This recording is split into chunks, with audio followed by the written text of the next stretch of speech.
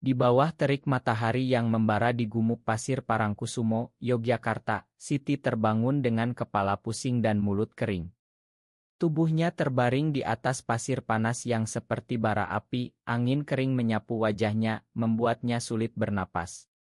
Ini mimpi buruk, gumamnya, tapi kenyataan menyadarkannya, kakek dan neneknya telah meninggalkannya di sini, di tengah gurun pasir Indonesia yang jarang dikunjungi, karena rahasia yang dia simpan selama bertahun-tahun. Siti, gadis berusia 22 tahun dari keluarga muslim taat di pinggiran Yogyakarta, selalu merasa berbeda. Sejak remaja, hatinya tertarik pada perempuan, bukan laki-laki seperti yang diharapkan keluarganya. Dia bertemu Ani di kampus seni, di mana mereka berdua belajar desain grafis. Ani, dengan senyumnya yang hangat dan mata yang penuh pemahaman, membuat Siti merasa utuh untuk pertama kalinya. Mereka mulai bertemu diam-diam, berbagi cerita di kai-kai kecil, berpegangan tangan di bawah meja, dan mencuri ciuman di taman gelap.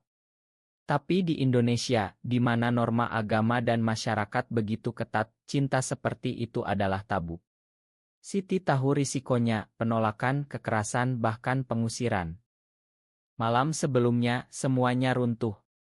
Kakeknya, seorang pensiunan guru agama yang tegas, menemukan pesan-pesan mesra di ponsel Siti. "Kau telah menyimpang dari jalan Allah," bentaknya, matanya penuh amarah. Neneknya, yang biasanya lembut, menangis histeris, memanggilnya penyakit masyarakat. Mereka tidak memberi kesempatan Siti menjelaskan. Malam itu, mereka memaksanya naik mobil, mengatakan akan membawanya ke pesantren untuk disembuhkan. Tapi bukannya ke pesantren, mereka menuju Gumuk Pasir, tempat wisata yang sepi di siang hari, tapi berbahaya di malam. "Ini untuk kebaikanmu," kata kakeknya sebelum meninggalkannya sendirian, tanpa air, tanpa makanan, hanya dengan pakaian yang melekat di badan. Siti bangkit, kakinya gemetar. Panas sudah mencapai 40 derajat, dan dia tahu jika tidak segera mencari bantuan, dia bisa mati dehidrasi. Dia berjalan tertatih, pasir menyengat telapak kakinya yang telanjang. Pikirannya berputar, bagaimana keluarganya bisa melakukan ini? Apakah cinta mereka begitu kondisional? Di tengah keputusasaan dia ingat Ani. "Aku harus bertahan untuknya," bisiknya. Tapi di mana Ani sekarang? Apakah dia tahu apa yang terjadi? Beberapa jam kemudian, setelah berjalan berjam-jam, Siti menemukan jalan kecil menuju desa terdekat. Seorang petani tua melihatnya dan memberi air. "Kau tersesat?" tanyanya. Siti menggeleng, tapi air mata mengalir. Dia meminjam ponsel petani itu untuk menelepon Ani. "Siti, di mana kamu? Aku khawatir sekali," suara Ani gemetar. Siti menceritakan semuanya, dan Ani segera datang menjemputnya dengan taksi. Di perjalanan pulang, mereka berpelukan, tapi Siti merasakan beban baru, ini baru awal dari badai. Kembali ke rumah, pintu terkunci. Kakeknya membuka, tapi wajahnya dingin. "Kau kembali. Artinya kau belum sadar." Siti memohon, "Kenapa kalian lakukan ini? Aku cucu kalian." Neneknya menjawab, "Kami tak mau keluarga tercemar.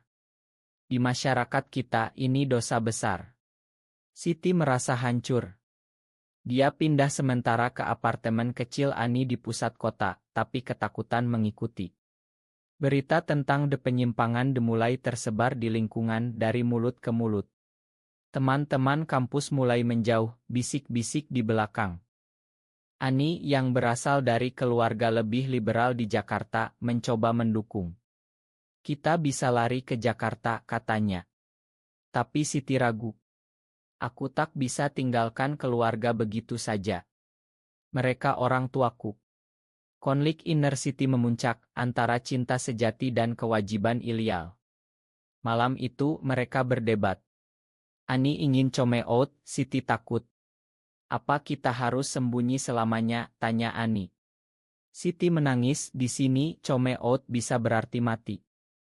Hari berikutnya, tekanan meningkat. Ayah Siti yang bekerja di luar kota, pulang dan marah besar. Kau bikin malu keluarga, katanya, memukul meja. Ibu Siti yang selama ini diam, akhirnya bicara, aku tahu dari dulu, tapi aku takut. Pengakuan itu mengejutkan Siti. Ternyata ibunya pernah curiga, tapi menekan perasaannya karena takut masyarakat. Di Indonesia, perempuan seperti kita dianggap rusak, kata ibu. Siti merasa dikhianati, tapi juga empati. Apakah ibunya juga korban sistem? Di akhir hari, Siti memutuskan untuk bicara dengan kakek. Kenapa harus gurun? Kalian mau aku mati? Kakek menjawab, itu ujian dari Tuhan. Kalau kau bertahan, mungkin kau bisa berubah. Siti marah, aku tak perlu berubah. Ini aku apa adanya. Pertengkaran itu membuat keluarga pecah. Saudara-saudaranya memihak kakek, menyebut Siti egois. Tapi di dalam, Siti mulai merasakan kekuatan, dia tak lagi takut. Pagi berikutnya, Siti bangun di apartemen Ani dengan hati berat. Malam sebelumnya, dia mimpi buruk tentang gurun, pasir menelan tubuhnya, suara kakek bergema, dosa. Dia melihat Ani tidur damai, dan hati Siti meleleh. Aku tak bisa kehilanganmu, bisiknya. Tapi realitas menampar, hari ini dia harus kembali ke kampus. Rumor sudah menyebar. Teman dekatnya, Rina, yang dulu selalu mendukung, sekarang menghindari mata Siti. Aku dengar. Kau dan Ani, tanya Rina pelan. Siti mengangguk dan Rina mundur, Ma, aku tak bisa terlibat. Keluargaku ketat. Pengkhianatan itu menyakitkan. Siti merasa sendirian di lautan orang. Di kelas, dosen bicara tentang seni dan ekspresi diri, tapi Siti tak bisa fokus. Pikirannya ke masa kecil, bagaimana kakek mengajarinya sholat, nenek menceritakan kisah Nabi. Mereka mencintaiku, tapi kondisional, pikirnya. Di Kaitaria, sekelompok mahasiswa berbisik, lesbian itu penyakit, bisa menular. Siti ingin berteriak, tapi diam di Indonesia, di mana undang-undang anti-LGBT semakin ketat di beberapa provinsi seperti Aceh, bicara terbuka bisa berujung penjara atau kekerasan massa. Ani menjemput Siti sore itu. Aku dapat pekerjaan relance di Jakarta, katanya excited. Kita bisa pindah. Siti ragu. Bagaimana dengan keluargaku? Aku tak bisa tinggalkan mereka dalam kemarahan. Ani marah, mereka hampir bunuhmu. Apa kau masih peduli? Pertengkaran meledak. Siti merasa terpojok antara cinta dan keluarga. Kau tak paham tekanan sosial di sini, kata Siti. Ani balas, aku paham, tapi kita harus berjuang. Malam itu mereka tidur terpisah, hati retak. Esoknya, Siti bertemu ibunya diam-diam di taman. Ma, kenapa kau diam saja, tanya Siti. Ibu menangis, aku takut kehilanganmu, tapi juga takut masyarakat. Di kampung orang bilang anak lesbian artinya orang tua gagal. Siti memeluknya, aku bukan kegagalan. Aku tetap anakmu. Ibu berjanji bicara dengan ayah, tapi Siti tahu itu tak mudah. Ayahnya, pengusaha kecil, peduli citra, bisnis bisa runtuh kalau orang tahu. Sementara itu, kakek menelepon Siti, pulanglah, kami punya dukun untuk sembuhkanmu. Siti menolak, aku tak sakit. Kakek marah, memutus telepon. Tekanan memuncak saat Siti mendapat ancaman anonim di media sosial, lesbian seperti kau harus diusir dari Yogyakarta. Dia panik, tapi Ani menenangkan, kita lapor polisi. Siti geleng, polisi kadang lebih buruk, mereka bisa salahkan kita. Di tengah kekacauan, Siti mulai menulis jurnal, tentang perasaannya, tentang cinta yang tak salah, tentang masyarakat yang buta. Itu menjadi terapi. Tapi kemudian, Rina datang lagi, aku salah, aku takut sendiri. Ma. Mereka bicara panjang dan Rina berjanji dukung. Itu titik terang kecil. Tapi malam itu, ayah Siti datang ke apartemen Ani. Kau harus putus dengan Ani atau kau bukan anakku lagi. Siti shock, Pak, ini siapa aku? Ayah pergi dengan amarah, meninggalkan Siti hancur. Ani memeluknya, kita harus pilih, bertahan atau lari. Siti memutuskan, kita bertahan, tapi aku akan bicara dengan keluarga lagi. Hari berikutnya, dia mengumpulkan keluarga di rumah. Aku lesbian dan itu tak berubah. Kalian bisa terima atau tidak. Kakek bangkit, ini melawan agama. Debat sengit terjadi. Nenek menangis, aku tak mau kehilangan cucu. Saudara Siti diam, tapi satu adik bilang, aku dukung kakak. Retakan mulai muncul. Tapi di luar, masyarakat bereaksi. Tetangga mulai boikot bisnis ayah.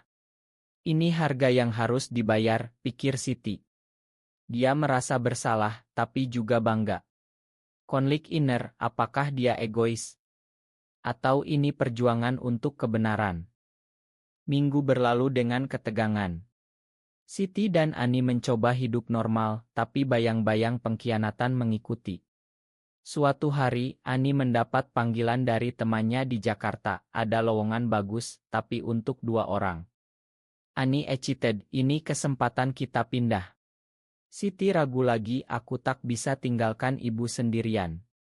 Ani frustrasi, kapan kau pilih kita? Pertengkaran itu membuat Siti mempertanyakan hubungan mereka. Apakah cinta ini layak semua pengorbanan? Di kampus, Siti bergabung dengan kelompok rahasia pertemuan kecil di KAI tersembunyi. Di sana, dia bertemu orang-orang seperti dirinya, cerita tentang penolakan keluarga, kekerasan jalanan. Di Indonesia, kita hidup dalam ketakutan, kata seorang anggota. Siti merasa tak sendirian, tapi juga takut kalau ketahuan bisa berbahaya. Malam itu, dia cerita pada Ani, aku ingin akti, tapi risikonya tinggi. Ani dukung, itu langkah maju. Tapi kemudian pengkhianatan besar datang. Rina yang katanya dukung, ternyata cerita pada orang lain. Berita menyebar ke media lokal, mahasiswi Yogyakarta terlibat penyimpangan. Siti shock, nama aslinya tak disebut, tapi deskripsi cocok. Keluarga panik. Ayah marah, ini gara-gara kau. Siti menangis, aku tak minta ini. Dia konfrontasi Rina, kenapa kau khianati aku? Rina menjawab, aku takut dicap sama. Pengkhianatan itu mematahkan kepercayaan Siti. Di rumah, kakek sakit karena stres. Nenek salahkan Siti, lihat apa yang kau lakukan. Siti merasa bersalah, tapi marah, ini bukan salahku. Kalian yang mulai dengan meninggalkanku di gurun. Debat memuncak dan Siti pergi. Dia tinggal di hotel kecil sendirian. Di sana dia renungkan apakah dia harus menyerah. Ubah diri untuk keluarga. Tapi hati bilang tidak. Ani mencarinya, jangan tinggalkan aku. Mereka berdamai, tapi luka dalam. Kita harus kuat bersama, kata Ani. Siti setuju, tapi tekanan sosial meningkat. Di jalan, orang memandang sinis. Bisnis ayah merosot. Ibu datang, pa mau kau pulang, tapi tanpa Ani. Siti tolak, aku tak bisa pisah darinya. Itu pilihan sulit, keluarga atau cinta. Hari berikutnya, Siti bicara di kelompok kita harus suarakan hak kita. Tapi malam itu, ancaman datang, batu dilempar ke jendela apartemen. Mereka lapor polisi, tapi polisi bilang, ini urusan pribadi. Siti frustrasi, sistem tak lindungi mereka. Konflik memuncak saat kakek memanggil dukun. Ini untuk sembuhkanmu, katanya. Siti datang tapi menolak ritual, aku tak butuh penyembuhan. Kakek marah, tapi nenek campur, mungkin kita yang salah. Itu momen teken kecil. Tapi di luar, masyarakat bereaksi, demo kecil antil di kampung. Siti memutuskan, aku akan pergi ke Jakarta dengan Ani. Tapi sebelum pergi, dia bicara dengan ayah, Pak, aku mencintaimu, tapi aku harus hidup benar. Ayah diam, tapi air mata mengalir. Itu tanda harapan. Perjalanan ke Jakarta penuh emosi. Siti dan Ani naik kereta, meninggalkan Yogyakarta dengan hati berat. Ini awal baru, kata Ani. Tapi Siti merindukan keluarga. Di Jakarta, mereka tinggal di apartemen kecil, Ani kerja relance, Siti cari pekerjaan. Kota besar lebih anonim, tapi diskriminasi tetap ada. Di tempat kerja, orang bisik tentang perempuan seperti itu. Beberapa bulan kemudian, Siti dapat kabar, kakek sakit parah. Dia kembali ke Yogyakarta. Di rumah sakit, kakek lemah, makan aku, Siti. Aku takut dosa. Siti menangis, aku makan, kek. Tapi aku tetap aku. Itu momen rekonsiliasi, tapi terlambat. Kakek meninggal, dan di pemakaman, Siti merasa bersalah. Apakah stres karena dia penyebabnya? Nenek berubah, aku lihat kau bahagia dengan Ani. Mungkin itu jalanmu. Tapi ayah masih dingin. Bisnis hancur karena kau. Siti balas, bukan karena aku, tapi karena masyarakat buta. Debat lagi, tapi ibu mediasi, kita keluarga harus terima. Kembali ke Jakarta, Siti bergabung dengan komunitas lebih besar. Dia mulai menulis blog anonim tentang pengalamannya, tentang gurun, pengkhianatan, perjuangan. Blognya viral, banyak yang relate. Tapi risiko ancaman online meningkat. Ani khawatir, hentikan, bahaya. Siti tolak, ini cara aku bertarung. Suatu hari, saudara Siti datang ke Jakarta, aku dukungmu, Kak. Aku lihat kau kuat. Itu dukungan tak terduga. Tapi kemudian twist, Ani mendapat tawaran kerja di luar negeri. Aku mau pergi, tapi kau ikut. Siti ragu, aku tak bisa tinggalkan perjuangan di sini. Konflik baru antara cinta dan misi. Mereka berdebat sengit. Ani, kita sudah bayar mahal, sekarang saatnya bahagia. Siti, bahagia kalau aku sembunyi. Akhirnya, Ani pergi sendirian. Siti hancur, pengorbanan terbesar. Apa ini harga kebebasan, pikirnya. Sendirian, Siti fokus pada aktivisme. Dia bicara di acara kecil, bertemu orang-orang yang terinspirasi. Tapi tekanan polisi raya acara Siti hampir ditangkap, tapi lolos. Itu membuatnya renungkan, apakah perjuangan ini layak nyawa. Tahun kemudian, Siti bertemu lagi dengan Ani yang kembali. Aku salah, aku rindu. Mereka berdamai, tapi luka tetap. Siti sekarang lebih kuat, tapi bayar dengan kesepian. Waktu berlalu, Siti menjadi igur di komunitas Indonesia. Dia menulis buku tentang pengalamannya, ditinggalkan di gurun cinta. Buku itu kontroversial, tapi membuka mata banyak orang. Keluarganya perlahan terima, ayah datang ke peluncuran, meski diam, aku bangga padamu, kata ibu. Tapi masyarakat masih keras, demo anti undang-undang baru yang mengancam. Siti terus berjuang, tapi lelah. Apa akhirnya, pikirnya.